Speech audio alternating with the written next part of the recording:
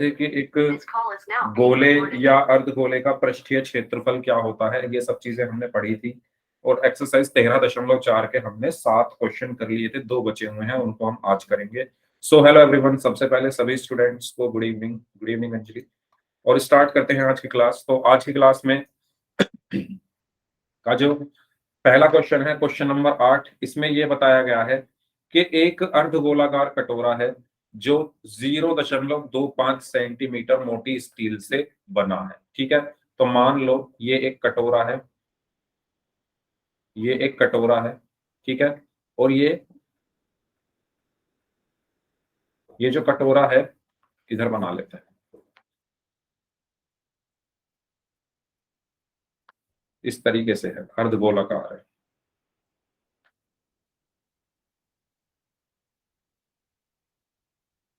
Okay,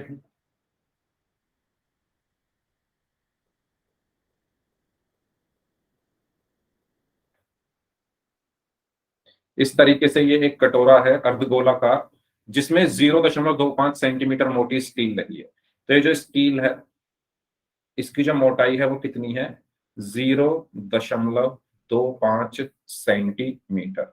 इसके बाद कहा गया है कि इसकी आंतरिक त्रिज्या आपको क्या दी हुई है? आपको क्या दी हुई है?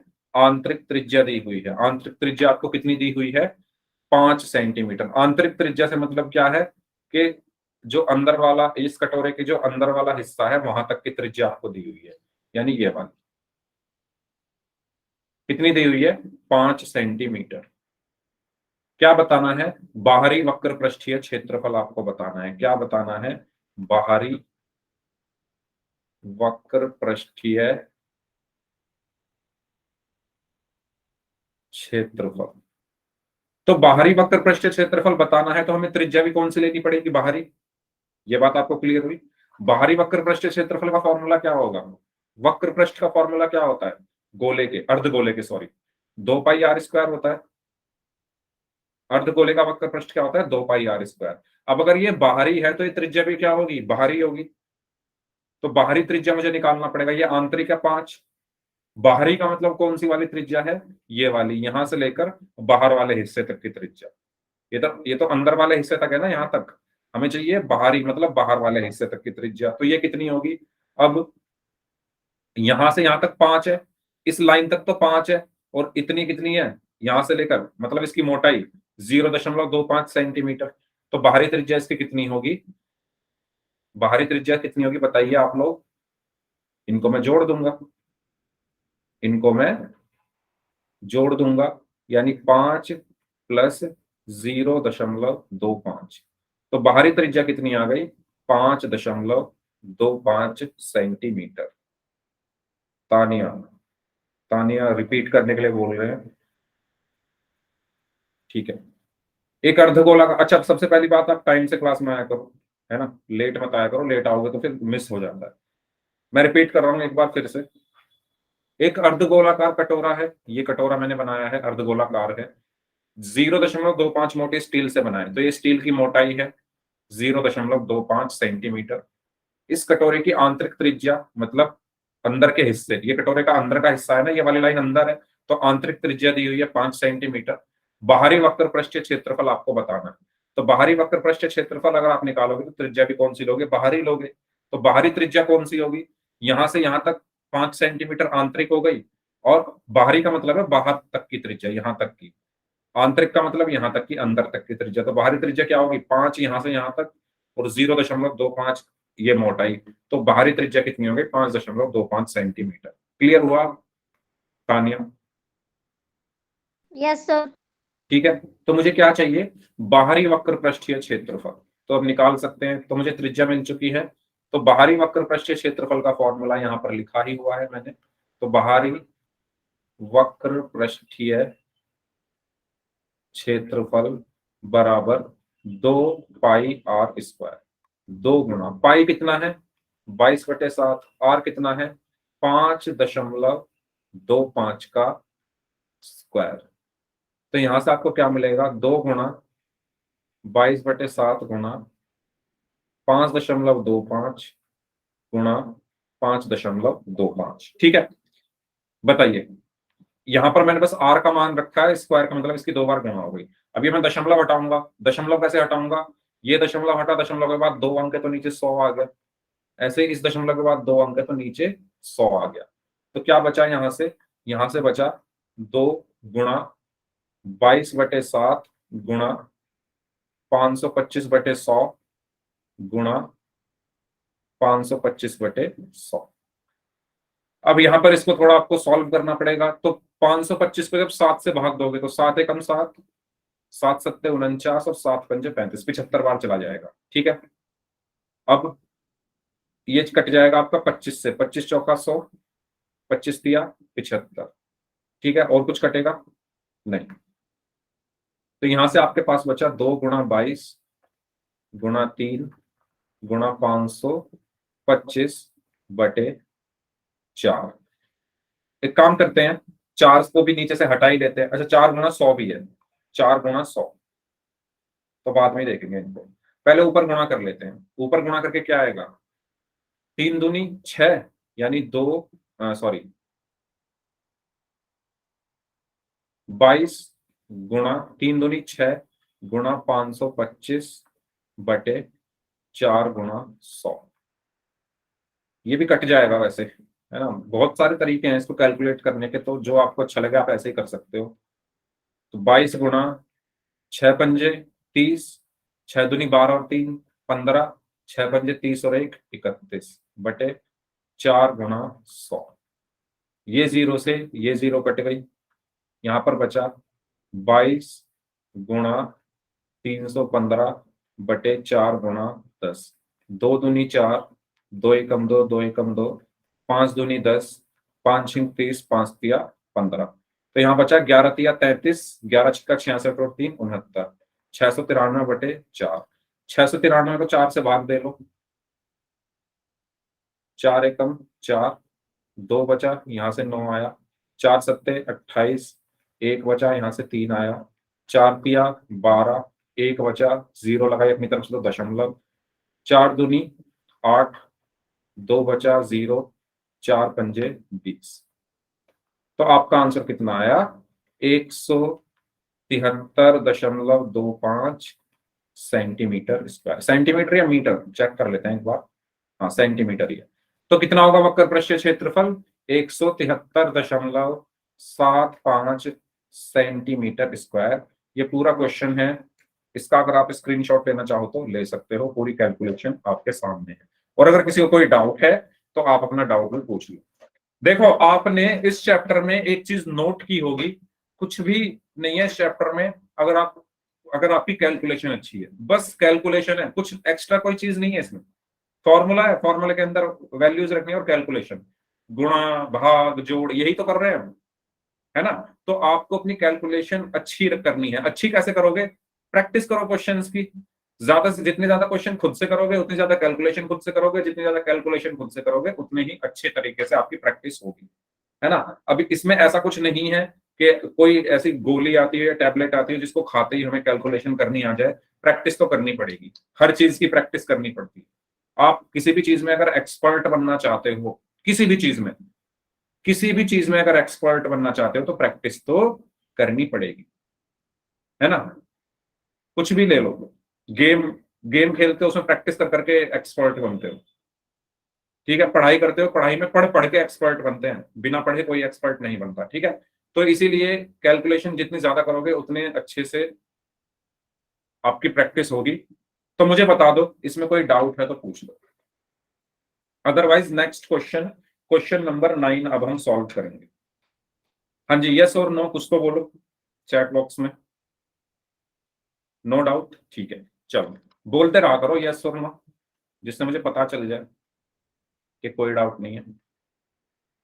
ओके, अब हम बात करते हैं, इसको मैं हटा रहा हूं, क्वेश्चन नंबर 9 की।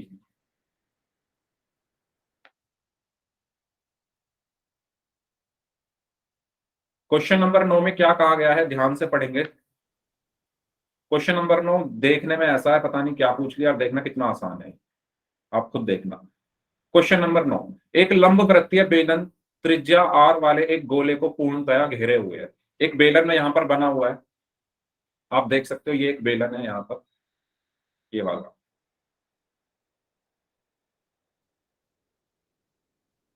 ठीक है, ये क्या है, एक बेलन है इस तरीके से, इसके अंदर एक गोला रखा है, इसके अंदर ये बेलन है, इसके अंदर क्या रखा है, एक गोला रखा गया है। ये लाल रंग का एक बेलन है, इसके अंदर एक गोला रखा हुआ है। अब क्या बोला गया है, अब उस गोले की त्रिज्या क्या है, आर है। इस गोले की त्रिज्या कितनी है, आर है। फर्स्ट पार्ट, ज्ञात कीजिए गोले का पृष्ठीय क्षेत्रफल। तो बताइए क्या होगा, एक गोला जिसकी त्रिज्या आर है उसका पृष्ठीय क्षेत्रफल कितना होता है। पहले पार्ट में आपको निकालना है गोले का पृष्ठीय क्षेत्रफल।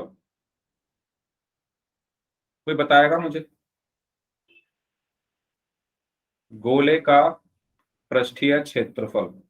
एक गोला है जिसकी त्रिज्या आर है, तो उसका पृष्ठीय क्षेत्रफल क्या होगा। 3 दिन से पढ़ रहे हैं हम ये सब चीजें, 2 दिन से, सॉरी। एक गोला जिसकी त्रिज्या आर है, ठीक है, गोला है ये, व्रत मत समझना, इस तरीके से गोला है, इसकी त्रिज्या आर है, तो इसका पृष्ठीय क्षेत्रफल क्या होगा, कोमल, वेरी गुड, 4 पाई r²। यही हुआ पहले का आंसर। अरे ये पढ़ तो रहे हैं हम, तब से पढ़ रहे हैं। गोले का पृष्ठीय क्षेत्रफल क्या होता है, 4 पाई r²। अब आर क्या होती है, त्रिज्या, तो आर की जगह यहाँ पर आर ही दिया गया है, तो 4 पाई r² ही होगा। हो गया पहला ऑप्शन। बताइए, कुछ कुछ आया समझ में।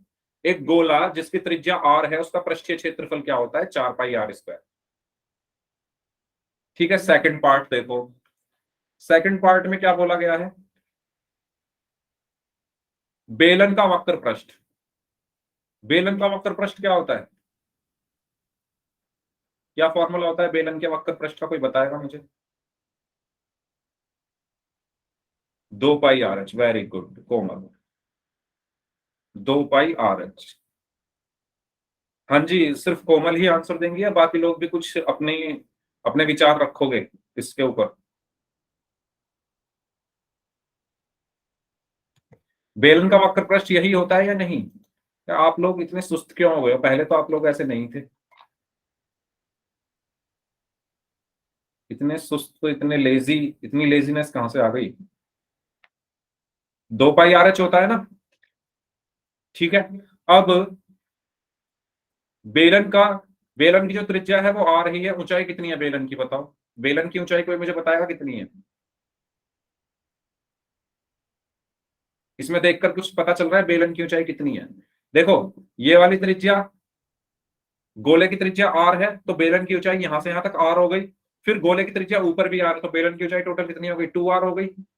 देखो ना, एक बेलन है, एक बेलनाकार डब्बा है, उसके अंदर आप एक गोला रख दो, तो उस बेलन की ऊंचाई आप कैसे निकालोगे, जो उस गोले का व्यास होगा, जो उस गोले का व्यास होगा। ठीक है, एक डब्बे में अगर कोई गोला रख दोगे, एक डब्बा लेना छोटा सा, उसमें बॉल रख दो, पर वो ऐसे रखना है कि बिल्कुल वो ऊपर उसके टच हो, बेलन के या डब्बे के ऊपर टच हो, एकदम ऊपर और नीचे टच हो। तो जब, क्योंकि जैसे ये टच है, ये नीचे भी टच है इस डब्बे में और ऊपर भी टच है, दोनों जगह छू रहा है ये वो गोला, तो इसकी इसकी बेलन की ऊंचाई यानी डब्बे की ऊंचाई क्या होगी, जितना इसका व्यास है, व्यास कितना है, 2r, r+r। तो यहाँ पर h कितना हो गया, 2r। तो वक्र पृष्ठ क्या होगा इसका, 2 गुणा पाई गुणा r गुणा 2r। दो की दो में गुणा करोगे 4, पाई ऐसे का ऐसे ही, आर की आर में गुणा करोगे r²। 4 पाई r², ये समझ आया, ये समझ आया कैसे आया ये 4 पाई² जल्दी बताओ। सेकंड पार्ट समझ में आया सभी को। ठीक है, थर्ड पार्ट में बोला गया है 1 और 2 में प्राप्त क्षेत्रफल का अनुपात। बताओ कितना अनुपात होगा, इसको तो कोई भी कर देगा भाई। फर्स्ट और सेकंड में का जो आंसर आया उनका अनुपात कितना है। इससे आसान क्वेश्चन इस दुनिया में नहीं बना जितना ये थर्ड वाला है। अनुपात पूछना है, पूछ रहा है। फर्स्ट का जो आंसर आया है और सेकंड का जो आंसर आया है उनका अनुपात कितना है। तानिया, कितना अनुपात है, कोई नहीं बोलेगा, कोई भी आंसर नहीं लिखेगा चैट बॉक्स में। तानिया जी, कितना अनुपात है फर्स्ट और सेकंड में जो आंसर आया। अनुपात क्या होता है।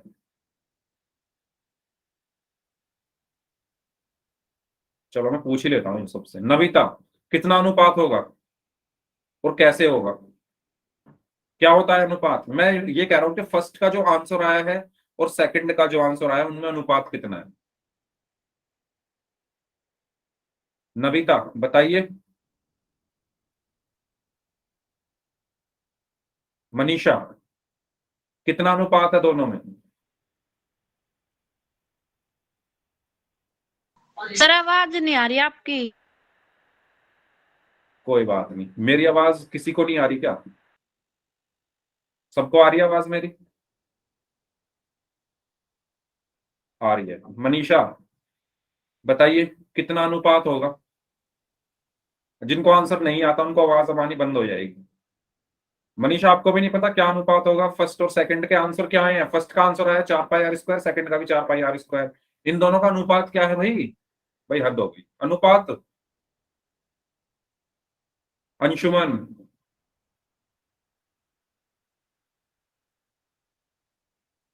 सानिया, दो। अच्छा, दो अनुपात है इनका। सानिया, कोमल रुको, सबका नंबर आएगा। काजल, 4:2। अच्छा, काजल, भाई वाह,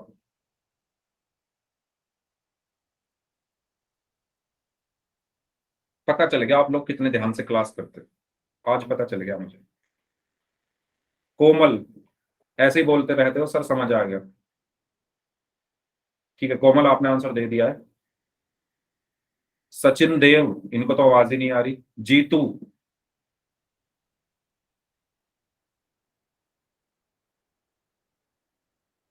अंजलि,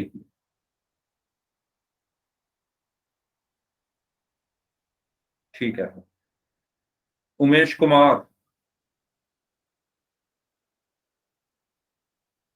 तो भाई दो बच्चों का आंसर आया है सिर्फ, मतलब आंसर 3-4 लोगों का है लेकिन गलत है सबका। सिर्फ दो बच्चों का आंसर सही है, अंजलि का और कोमल का।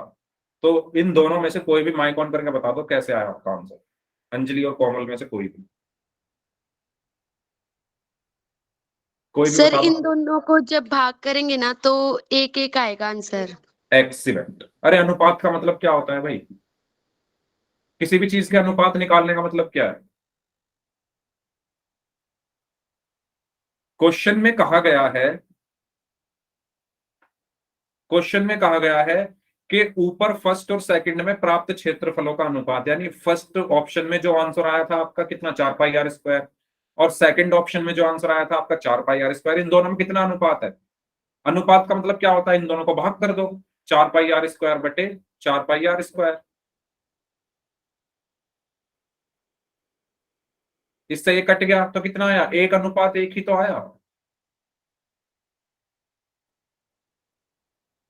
बताओ, 1:1 आया या नहीं? भाई हद हो गई। मैं मतलब इतना आसान सवाल का आंसर आप लोग नहीं दे पा रहे। सिर्फ दो बच्चों को पता था ये कैसे होगा, और किसी को पता ही नहीं है। अनुपात वाले कितने क्वेश्चन हमने किए हैं, अनगिनत क्वेश्चन हमने किए हैं। पिछली क्लास में भी हमने वो किया था, अर्थ वाला, पृथ्वी और चंद्रमा वाला। चंद्रमा की जो चंद्रमा का व्यास पृथ्वी के व्यास का 1/4 है, उनके पृष्ठ क्षेत्रफलों का अनुपात क्या होगा? मतलब आप लोग ऐसे ही टाइप करते रहते हो, yes sir yes sir yes sir, समझ आ गया।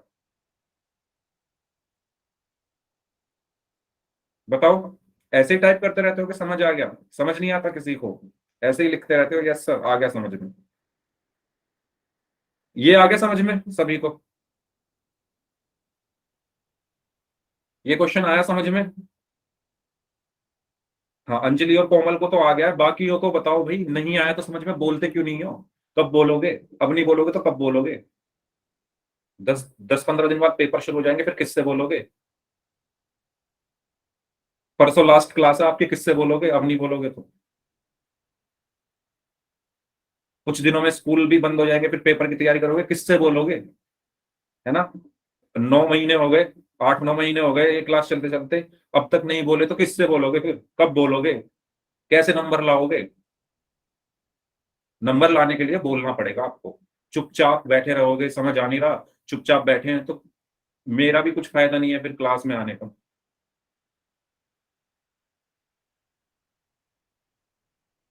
अगर आप लोग डाउट नहीं पूछ रहे हो तो ये आप लोगों की गलती नहीं है, मेरी गलती है। इसका मतलब मैं आपको समझा नहीं पा रहा।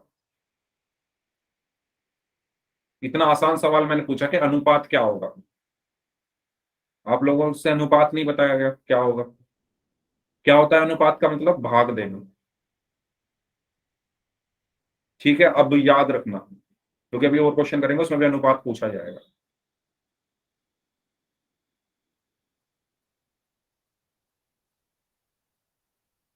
तो मतलब ये मुझे लगा आप लोगों को सब चीजें समझ में आ रही है, तो इसीलिए मैंने एक क्वेश्चन पूछा, आप लोगों ने मतलब आंसर नहीं दिया, तो मुझे लगा कि शायद मैंने ठीक से आपको चीजें बताई नहीं है। चलो मैं एक बार और बता देता हूँ इस क्वेश्चन को।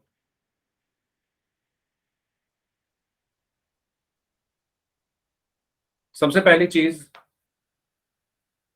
क्वेश्चन में कहा गया है एक लंबवृत्तीय बेलन की त्रिज्या आर है। तो ये बेलन बना हुआ है, बेलन यहां पर दिख रहा है आपको लाल रंग में। इसकी त्रिज्या आपको आर दी हुई है। नहीं सॉरी, बेलन की त्रिज्या नहीं है। एक लंबवृत्तीय बेलन त्रिज्या आर वाले एक गोले को पूर्णतया घेरे हुए है। तो एक गोला है इस बेलन के अंदर जिसकी त्रिज्या आर है। ज्ञात कीजिए गोले का पृष्ठीय क्षेत्रफल। ठीक है, तो क्वेश्चन में ये कहा गया है कि एक बेलन है इस तरीके से, एक बेलन है इस तरीके से, और इसके अंदर एक गोला रखा हुआ है।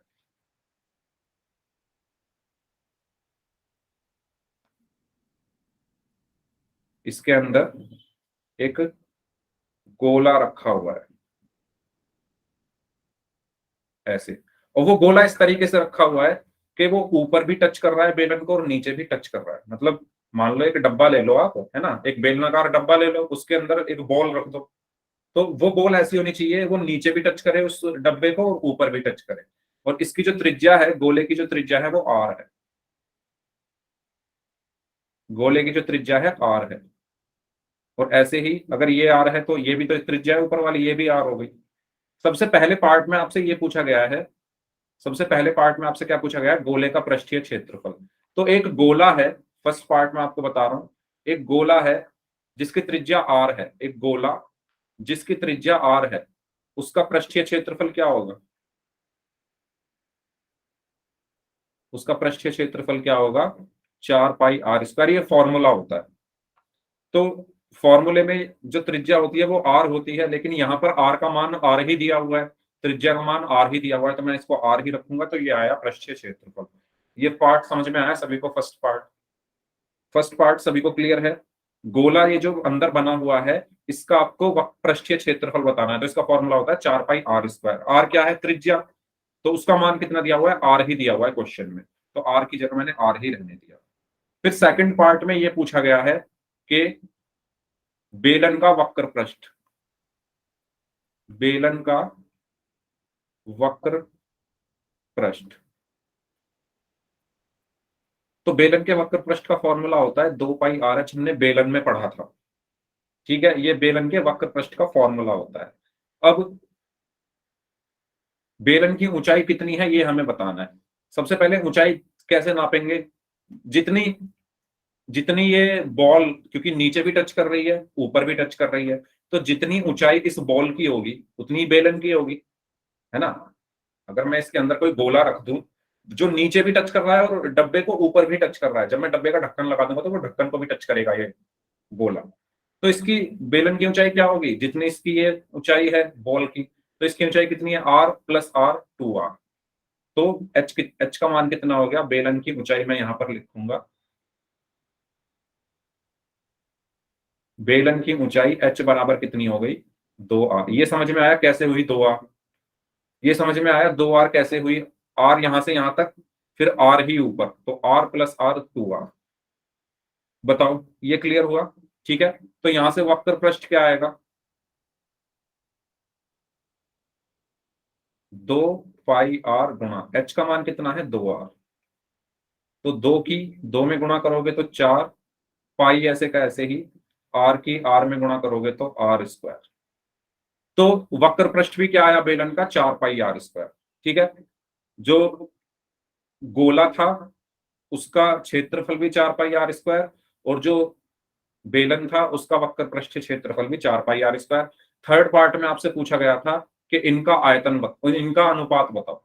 इनका अनुपात बताओ। अनुपात का मतलब क्या होता है? भाग दे दो इनको।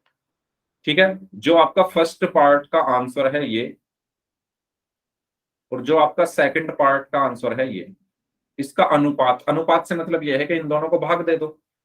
ठीक है, तो 4 पाई r² बटे 4 पाई r²। तो 4 से 4 कट गया, पाई से पाई कट गया, r² से r² कट गया, तो एक नीचे बचा, एक ऊपर बचा। तो अनुपात कितना आया? 1:1। ये थर्ड पार्ट का आंसर हो गया। बताइए, समझ आया क्वेश्चन? अब फिर आया से समझ में? समझा दो सर, क्या? फिर से समझा दो। फिर से समझा दूं? ठीक है भाई, फिर से सर समझा देता हूँ। बताओ, पहले पूरा ही समझाना है या फिर कोई पार्ट है जो ना समझ में आया हो? पूरा समझा दो सर। पूरा समझा दूं, ठीक है। एक बेलनाकार डब्बा है जिसके अंदर एक गोला बना हुआ है। उस गोले की त्रिज्या r है।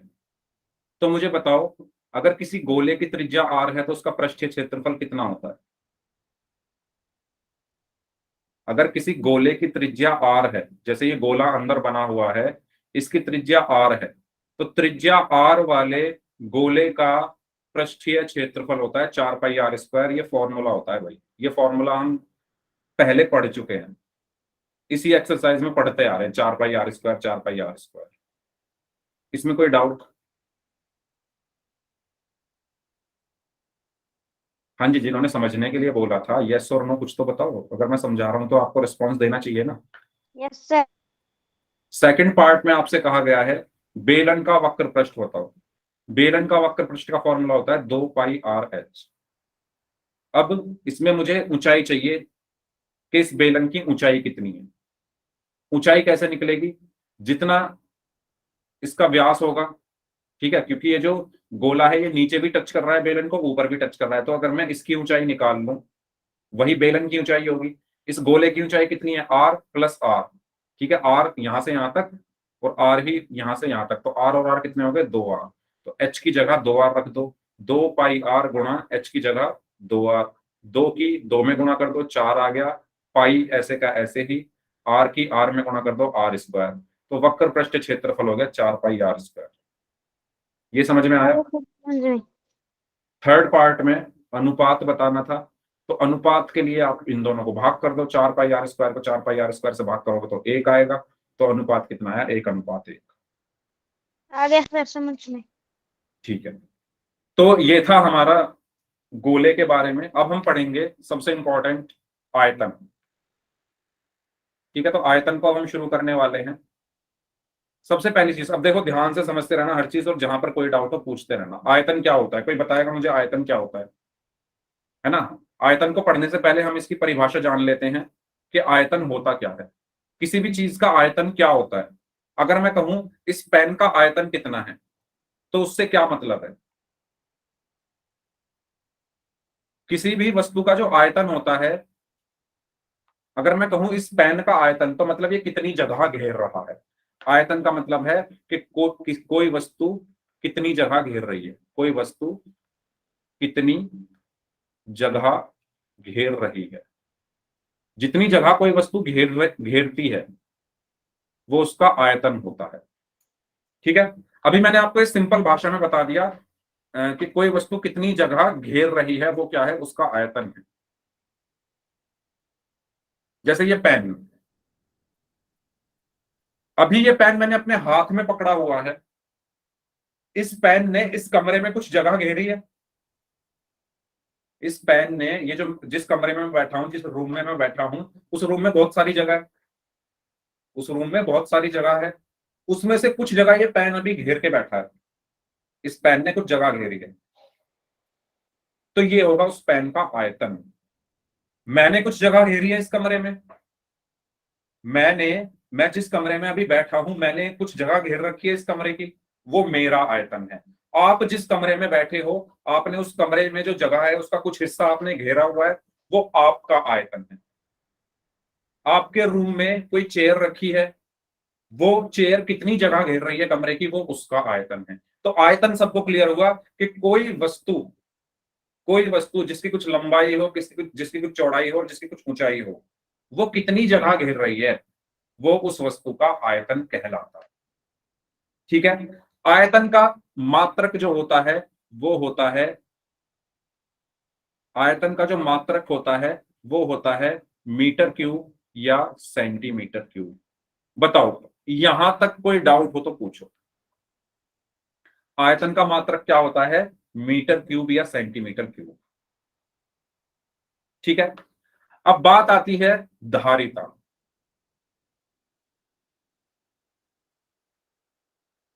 ठीक है। धारिता क्या होता है? एक ग्लास है, एक पानी का ग्लास है। ठीक है। अगर मैं यहां पर एक पानी का ग्लास बनाऊं इस तरीके से, और इस ग्लास को मैं कहां रख दूं? रसोई में रखा हुआ है, मानो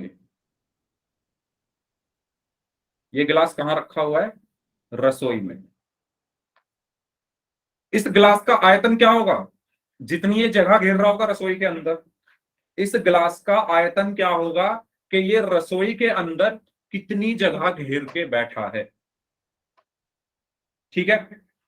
इस गिलास का आयतन क्या होगा? अगर ये रसोई में रखा है तो ये रसोई में जो जगह है उसमें कितनी जगह इसने ले रखी है, ये इसका आयतन है। और इस गिलास में कितना पानी आ सकता है, इस ग्लास के अंदर कितना पानी आ सकता है, ये है ग्लास की धारिता, जिसको हम इंग्लिश में बोलते हैं कैपेसिटी। इसको हम इंग्लिश में बोलते हैं वॉल्यूम। ये बात क्लियर हुई? आयतन और धारिता में अंतर क्या है? कैपेसिटी, किसकी कितनी कैपेसिटी है ना? आप रनिंग कर रहे हो, आपकी कितनी कैपेसिटी है, कितना तेज आप दौड़ सकते हो, कितना दूर आप दौड़ सकते हो। आप जिम कर रहे हो, आप कितना वजन उठा सकते हो। आप पुशअप्स मार रहे हो, आप कितनी पुशअप्स मार सकते हो, ये आपकी कैपेसिटी है। ऐसे ही एक ग्लास के अंदर कितना, ये ग्लास कितना पानी अपने अंदर ले सकता है, ये उस ग्लास की कैपेसिटी है, यानी वो उसकी धारिता है। तो धारिता और आयतन में अंतर सभी को क्लियर है। आयतन कितनी जगह घेर रहा है ग्लास, धारिता उसके अंदर कितना पानी आ सकता है। और इसका जो मात्रक होता है, धारिता का जो मात्रक होता है वो लीटर होता है। ये हमेशा याद रखना। आयतन का मात्रक मीटर क्यूब या सेंटीमीटर क्यूब होता है और धारिता का मात्रक लीटर होता है। यहां तक कोई डाउट है तो पूछ लीजिए। यहां तक कोई डाउट है तो पूछ लीजिए। हाँ जी। यहां तक कोई डाउट है किसी को? भाई बता दो, यस नो कुछ तो बोलो। गुस्सा हो गया आप लोग मुझसे, जो कुछ बोल ही नहीं रहे। यस और नो कुछ तो बोलो, फिर समझ में आया है नहीं? नहीं आया तो पूछ लो। अच्छा, समझ में आ गया तो वाई टाइप कर दो, नहीं आया तो नो टाइप कर दो। समझ में आ गया है तो यस टाइप कर दो, नहीं आया तो नो टाइप कर दो। ठीक है। ये मैं इसलिए बता रहा हूं कि क्वेश्चन जब हम करेंगे ना, जब हम क्वेश्चंस को करेंगे तो इनकी हमें जरूरत पड़ेगी। किसी क्वेश्चन में बोलेगा धारिता निकालो, किसी क्वेश्चन में बोलेगा आयतन निकालो, तो हमें पता तो होना चाहिए धारिता क्या होती है, आयतन क्या होता है। ठीक है। तो आयतन, ये ग्लास कितनी जगह घेर रहा है। धारिता, इस ग्लास के अंदर कितना पानी आ सकता है। आयतन का मात्रक मीटर क्यूब या सेंटीमीटर क्यूब, धारिता का मात्रक लीटर होता है। ठीक है। फॉर्मूले दोनों के सेम है। ठीक है। फॉर्मूला आयतन का भी वही होता है, धारिता का भी वही होता है, बस अंतर मात्रक में है। ठीक है। अंतर किसमें है? मात्रक में। और एक चीज आप और नोट डाउन कर लेना, हमेशा याद रखना, 1 मीटर क्यूब बराबर 1000 लीटर और 1 सेंटीमीटर क्यूब बराबर 0.001 लीटर। ठीक है। कभी कभी क्या होगा, किसी किसी क्वेश्चन में आपको लीटर में बताना होगा, यानी धारिता बतानी होगी। तो पहले आप आयतन निकालोगे मीटर क्यूब या सेंटीमीटर क्यूब में, फिर उसको लीटर में बदलकर उसका आयतन निकाल दोगे। ये बहुत इंपॉर्टेंट चीज है, इनको आपको याद रखना है। ठीक है, क्वेश्चंस में ये यूज होगी। ठीक है, तो मैंने आपको क्या बताया, धारिता और आयतन क्या होता है, धारिता का मात्रक क्या होता है, आयतन का मात्रक क्या होता है, दोनों को हम पहचानते कैसे हैं। अब क्वेश्चंस करने से पहले हम जो पढ़ने वाले हैं वो पढ़ने वाले हैं घन और घनाभ का आयतन, घन और घनाभ का आयतन। तो सबसे पहले इनके फॉर्मूले हम देख लेते हैं। आयतन या धारिता हम बोल सकते हैं, ठीक है, बस अंतर क्या है, आयतन मीटर क्यूब में होता है, धारिता लीटर में होती है। तो सबसे पहले हम बात करते हैं घनाभ की। तो मान लो ये एक घनाभ है जिसकी लंबाई L है, चौड़ाई B है और ऊंचाई h है। इसकी लंबाई L है, चौड़ाई B है और ऊंचाई h है। ठीक है, इस तरीके से ये मान लो एक क्या है, घनाभ है। तो ये हो गई इसकी लंबाई L, ये हो गई चौड़ाई B और ये हो गई ऊंचाई h। ठीक है, ये L हो गई, ये B हो गई और ये h हो गई। तो इसका आयतन कितना होता है, इसका आयतन कितना होता है, आयतन का जो फॉर्मूला होता है वो होता है आधार का क्षेत्रफल गुणा ऊंचाई, आधार का क्षेत्रफल गुणा ऊंचाई। अब आधार क्या है इसका, आयत। इस घनाभ का आधार क्या है, इस घनाभ का आधार ये है ना, आयत ये, और इसका क्षेत्रफल क्या होगा, L गुणा B, L गुणा B और ऊंचाई कितनी है h। तो एक घनाभ का आयतन कितना होता है, L गुणा B गुणा h। एक घनाभ का आयतन क्या होता है, L गुणा B गुणा h। ये क्लियर हुआ सभी को, बताओ ये किसका निकाला हमने, घनाभ का। अब बात करते हैं घन की। तो एक घन का आयतन क्या होता है,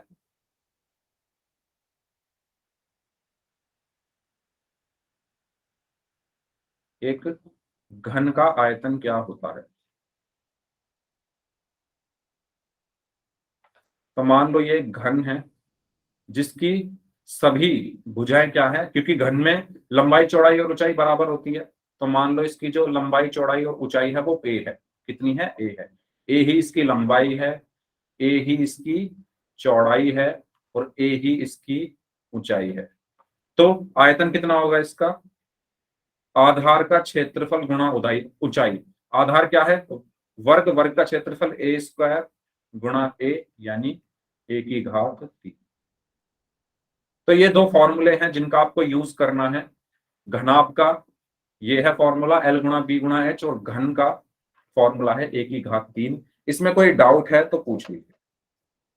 ठीक है, इन दोनों में कोई डाउट हो किसी का तो आप पूछ सकते हैं। इसके बाद फिर हम क्वेश्चंस करते हैं एक्सरसाइज 13.5 के। 13.5 के अब हम क्वेश्चंस करेंगे। इससे पहले अगर कोई डाउट हो इस इन फॉर्मूलों में या किसी भी चीज में तो पूछ लीजिए। ठीक है, अब हम बात करते हैं प्रश्नावली 13.5 की। तो प्रश्नावली 13.5 आपकी स्क्रीन पर है। इसका क्वेश्चन नंबर 1, क्वेश्चन नंबर 1 से हम स्टार्ट कर रहे हैं। क्वेश्चन नंबर 1 है कि माचिस की एक डिब्बी की माप आपको दी हुई है। एक माचिस की डिब्बी है, तो माचिस की डिब्बी कुछ ऐसी रही होगी, बनाने की कोशिश करता हूं इसको। कुछ ऐसी रही होगी माचिस की डिब्बी।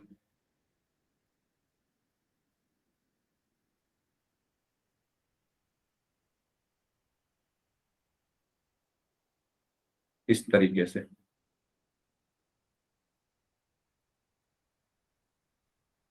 ठीक है। मान लो ये माचिस की डिब्बी है, इसकी माप कितनी दी हुई है, 4 सेंटीमीटर, 2.5 सेंटीमीटर, 1.5 सेंटीमीटर। यानी इसकी जो लंबाई है, इसकी जो लंबाई है वो कितनी दी हुई है, 4 सेंटीमीटर। अच्छा, वैसे ये लग नहीं रही 4 सेंटीमीटर, लेकिन मान लो, है ना, हमें तो बस फील लेनी है कि किस तरीके की वो दिख रही होगी। ये मान लो ये दी हुई है चौड़ाई 2.5 सेंटीमीटर और जो ऊंचाई है यानी ये h दिया हुआ है 1.5 मीटर, 1.5 मीटर। ठीक है, एक माचिस की डिब्बी है जिसकी लंबाई चौड़ाई और ऊंचाई हमें दी हुई है। ऐसी 12 डिब्बियों के एक पैकेट का आयतन क्या होगा। ठीक है, ऐसी 12 डिब्बियां हैं, ये तो मैंने अकेली एक बनाई है, ये तो पहली डिब्बी है। ऐसी टोटल कितनी है? ऐसी हैं 12 डिब्बियां माचिस की। अगर इन 12 डिब्बियों को किसी एक बड़े पैकेट में मैं रखूं, ये मान लो कोई बड़ा पैकेट है, इन ऐसी 12 डिब्बियों को एक बड़े पैकेट में आपको रखना है, तो उसका आयतन क्या होगा ये बताना है। तो क्वेश्चन को ध्यान से समझो। पहले देखो, पहले मैं एक माचिस की डिब्बी का आयतन निकाल लूंगा। एक माचिस की डिब्बी का आयतन मुझे पता चल जाएगा, और सभी 12 डिब्बियां इसी माप की हैं, तो मैं उसमें 12 की गुणा करके 12 डिब्बियों का आयतन निकाल दूंगा। ये बात क्लियर हुई सभी को? बताओ। हाँ जी, यस और नो कुछ तो बोलो। ये एक माचिस की डिब्बी है, इसकी माप मुझे दी हुई है। लंबाई कितनी दी हुई है? लंबाई दी हुई है 4 सेंटीमीटर। चौड़ाई दी हुई है 2.5 सेंटीमीटर। 2.5 सेंटीमीटर। और जो ऊंचाई है एच दी हुई है 1.5 मीटर। अगर मैं एक माचिस की डिब्बी का आयतन निकाल दूं, अगर मैं एक माचिस की डिब्बी का आयतन निकाल दूं और उसमें 12 की गुणा कर दूं, तो मुझे 12 माचिस की डिब्बियों का आयतन मिल जाएगा। ठीक है, तो एक माचिस की डिब्बी का आयतन क्या होगा? एक माचिस घनाभ के आकार की है, तो आयतन क्या होगा? कि डिब्बी का आयतन बराबर एल बी एच। यही होता है फॉर्मूला, एल गुणा बी गुणा एच। ठीक है, इनकी गुणा कर देंगे हम, तो कितना आया आयतन बराबर एल कितना है 4, गुणा बी कितना है 2.5, गुणा एच कितना है 1.5। तो 25 के 4 में, सॉरी 2.5 की 4 में गुणा करेंगे तो 10 आएगा, गुणा 1.5। 1.5 की 10 में गुणा करेंगे तो आया 15 सेंटीमीटर क्यूब। यहां तक क्लियर हुआ? यह है एक माचिस की डब्बी कितनी जगह घेर रही है। आयतन का मतलब क्या होता है? कि कोई चीज कितनी जगह घेर रही है। तो एक माचिस की डब्बी उस बड़े पैकेट के अंदर कितनी जगह घेरेगी? 15 सेंटीमीटर क्यूब की जगह। ये बात सभी को क्लियर हुई? आयतन का मतलब क्या होता है कि कोई चीज कितनी जगह घेर रही है। आपका आयतन क्या है? आपका आयतन क्या है कि आप कितनी जगह घेर रहे हो। जहां पर भी आप जा रहे हो, चाहे आप स्कूल में जा रहे हो, चाहे आप खेलने जा रहे हो, चाहे आप किसी कमरे में बैठे हो, तो अगर स्कूल में जा रहे हो तो आप स्कूल की कितनी जगह घेर रहे हो। आप अगर खेलने जा रहे हो तो ग्राउंड की कितनी जगह घेर रहे हो। आप अगर रूम में बैठे हो तो रूम की कितनी जगह आप घेर रहे हो। वो आपका आयतन कहलाता है। ऐसे ही एक माचिस की डिब्बी कितनी जगह घेर रही है? 15 सेंटीमीटर क्यूब। तो ये उसका आयतन होगा। ठीक है, यानी एक घेर रही है 15 सेंटीमीटर क्यूब। टोटल कितनी है? 12 है ना। इसमें क्या पूछा गया क्वेश्चन में? 12 डिब्बियों के। तो 12 कितनी जगह घेरेंगी? तो एक का आयतन इतना है, तो 12 डिब्बियों का आयतन कितना होगा? 12 डिब्बी का आयतन, तो इसमें 12 की गुणा हो गई, 12 गुणा 15। 15 दूनी 30, हासिल में 3, 15 एकम 15 और 3 18, 180 सेंटीमीटर क्यूब। तो ये जो 12 माचिस की डिब्बी हैं, ये उस पैकेट के अंदर कितनी जगह घेरेंगी? 180 सेंटीमीटर क्यूब। तो पैकेट का भी आयतन क्या होगा? बड़े पैकेट का आयतन क्या होगा? 180 सेंटीमीटर क्यूब। आपने माचिस के बड़े वाले पैकेट देखे होंगे। आप जब खरीद कर लाते होंगे शॉप से, तो एक बड़ा पैकेट आता है ना माचिस की डिब्बी का। तो उसका आयतन क्या होगा? जितना उसके अंदर माचिस की डिब्बियां रखी हुई हैं, जितना उनका होगा उतना ही उस डब्बे का होगा ना आयतन। होगा या नहीं होगा? जल्दी बताओ। जितनी जगह वो घेर रही हैं, मैंने आपको बताया ना। बताओ भी, क्लियर हुई ये चीज? कितनी जगह वो 12 डिब्बियां उस डब्बे के अंदर घेर रही हैं, तो कितनी घेर रही हैं? 180 सेंटीमीटर क्यूब। उतना ही आयतन होगा उस बड़े पैकेट का। ठीक है, तो ये आया आपका आंसर। अब बताओ, क्लियर हुआ सभी को? ये क्वेश्चन कोई डाउट है तो पूछ लो। 25 हाँ जी। 25 से ये 25 गुना 1.5 4 की गुणा करी तो 15 सेंटीमीटर क्यूब कैसे आया? अच्छा, गुणा में आपको प्रॉब्लम है तो देखो भाई, ये मैंने आपको सिखाई थी चीजें, दोबारा बता दूं। 2.5 की 4 में गुणा करो, 4 पंजे 20 आया, हासिल में 2 गया, 4 दूनी 8 और 2 10। अब दशमलव एक अंक से पहले है, तो एक अंक से पहले दशमलव आ गया, तो इसको मैं 10 लिख सकता हूँ। बताओ, 10.0 का मतलब 10 हुआ। तो 4 की 2.5 में गुणा करो तो 10 आया। अब 10 की गुणा 1.5 में करो। तो ये मैंने आपको सिखाया था कैसे करते हैं। जितनी जीरो होती है दशमलव उतना ही आगे खिसक जाता है, याद करके ही देख लो, छोड़ो। तो कितना आएगा, 10 पंजे 50, हासिल में 5, 10 एकम 10 और 5 15। अब दशमलव एक अंक से पहले है तो एक अंक से पहले दशमलव आ गया, 15.0 को मैंने 15 लिखा। आ गया सर समझ में। क्लियर, ठीक है। Yes sir. और कोई डाउट? नहीं भाई सर। डाउट पूछोगे तभी क्लियर होंगे, चुपचाप रहोगे तो क्या फायदा फिर, है ना। जितने ज्यादा डाउट पूछोगे, पूछो डाउट जितने पूछने हैं। बढ़े आगे, क्वेश्चन नंबर 2 करें, ठीक है। चलिए, क्वेश्चन नंबर 2 में क्या बोला गया है? क्वेश्चन नंबर 2 में बोला गया है कि एक घनाभाकार टंकी, एक घनाभाकार पानी की टंकी है जो 6 मीटर लंबी है, यानी उस पानी की जो टंकी है उसकी लंबाई है 6 मीटर, 5 मीटर चौड़ी है, बी यानी 5 मीटर है, और गहराई एच बराबर है 4.5 मीटर। इसमें कितने लीटर पानी आ सकता है? तो मुझे बताओ क्या निकालेंगे, इसमें क्या निकालना है हमें, धारिता या आयतन? मैंने आपको बताया था एक गिलास के अंदर कितना पानी आ सकता है वो उस गिलास की धारिता होती है, धारिया। ठीक है। तो एक टंकी के अंदर कितना पानी आ सकता है, और ऊपर से लीटर पूछा गया है। क्या पूछा गया है? लीटर पूछा गया है। देखो कितने धारिया। लीटर पानी आ सकता है, और लीटर किसका मात्रक होता है? धारिता या कैपेसिटी। Very good Anjali. तो इसका हम क्या निकालेंगे? धारिता निकालेंगे। लेकिन धारिता निकालने से पहले मुझे आयतन चाहिए। पहले मैं, क्योंकि ये सब मीटर में है ना, तो पहले मैं इसका आयतन निकाल दूंगा, और फिर 1 मीटर क्यूब बराबर 1000 लीटर होता है, तो उसकी धारिता आ जाएगी, ठीक है। तो पहले मैं क्या निकालूंगा? आयतन। तो आयतन क्या होता है? L गुणा बी गुणा एच। तो L कितना है? 6, बी कितना है? 5, एच कितना है? 4.5। तो 6 पंजे 30 गुणा 4.5, इसकी गुणा करेंगे 3 पंजे 15, 3 चौक 12 और 1 13, 135 मीटर क्यूब। मीटर क्यूब में क्या आता है? आयतन। ये चीजें मैंने इसलिए आपको शुरू में बता दी थी। मीटर क्यूब किसका मात्रक है? आयतन का। तो ये मेरा आयतन निकल के आया, लेकिन मुझे क्या चाहिए? कितने लीटर पानी आ सकता है, यानी मुझे क्या निकालनी है? धारिता निकालनी है। यानी मैं इस मीटर क्यूब को किस में बदल दूंगा? लीटर में, ठीक है। अब लीटर में कैसे, यहां तो क्वेश्चन में दिया हुआ है, मान लो क्वेश्चन में ना दिया हो तो आपको याद होना चाहिए कि 1 मीटर क्यूब बराबर कितना होता है? 1 मीटर क्यूब बराबर 1000 लीटर। तो 135 मीटर क्यूब बराबर कितना होगा? 135 गुणा 1000 लीटर, यानी 1,35,000 लीटर। ये इतने लीटर पानी आ सकता है, और इसको मैं क्या बोलूंगा? धारिता। आयतन मत बोल देना इसको गलती से भी, ये आयतन नहीं है। क्यों? क्योंकि ये लीटर में है। ये है आयतन क्योंकि ये मीटर क्यूब में है। तो बताओ, क्लियर हुए पॉइंट्स जो मैंने आपको शुरू में बताए थे? इसीलिए मैंने बताए थे कि क्वेश्चन में आपको डाउट, क्वेश्चन में कोई प्रॉब्लम ना हो, फिर भी अगर कोई प्रॉब्लम आई है तो आप पूछ लीजिए। इस क्वेश्चन में कोई भी पॉइंट अगर आपका क्लियर ना हो तो पूछ लो, कोई भी पॉइंट। धारिता ना समझ में आया हो तो पूछ लो, आयतन ना समझ में आया हो तो पूछ लो, लीटर में कैसे बदला ये ना समझ में आया हो तो पूछ लो, आयतन कैसे निकालते हैं, गुणा कैसे करते हैं, कुछ भी।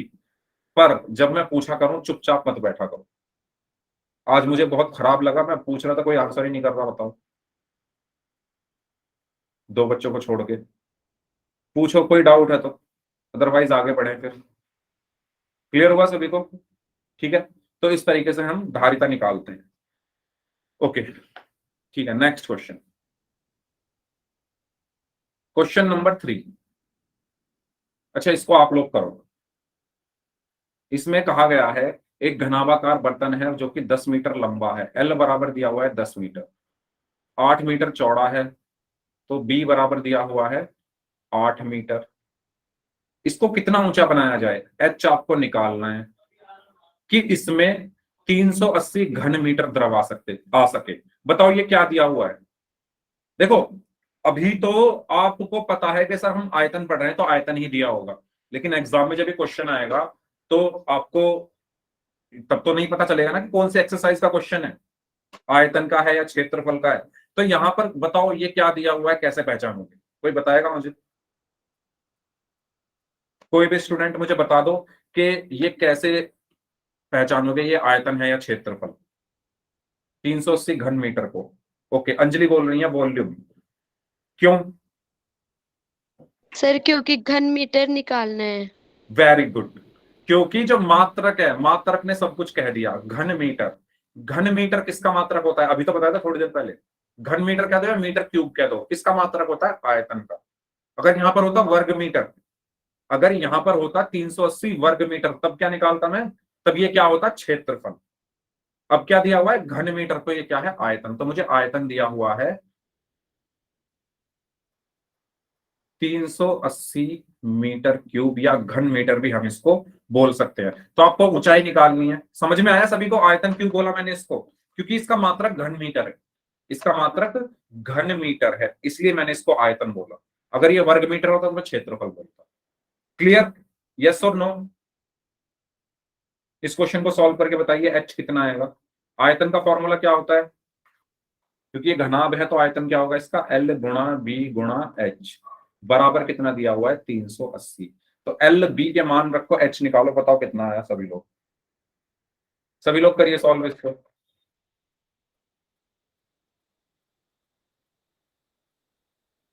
बताइए।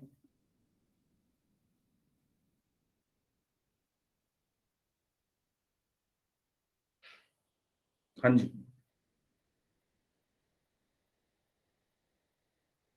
एल दिया हुआ है 10, गुणा बी दिया हुआ है 8, गुणा एच बराबर 380। 10 गुणा 8 कितना होगा? 80, गुणा एच बराबर 380। तो एच बराबर कितना आया? 380 बटे 80। जीरो से जीरो कट गया तो कितना बचा? वेरी गुड अंजलि, 38 बटे 8। तो ये 2 चौक 8, 2 एकम 2, 2 निम्मा 18। तो एच बराबर कितना आया? 19 बटे 4। 19 को 4 से भाग करोगे मीटर में, ठीक है? 19 को 4 से भाग कर दो, 4 चौक 16, 3 बचा 0.4 सत्ते 28, 2 बचा 0, 4 पंजे 20। तो आपका आंसर कितना आया? 4.75। ठीक है, तो ये है क्वेश्चन नंबर 3। बताइए, समझ आया? ठीक है, तो इस क्लास को हम यहीं तक रखते हैं। अब जिनके डाउट्स हैं वो लोग अपने डाउट्स पूछ लीजिए, इससे आगे हम पढ़ेंगे नेक्स्ट क्लास में। हाँ जी, तो अगर किसी को कोई डाउट है तो आप लोग अपने अपने डाउट्स पूछ सकते हैं।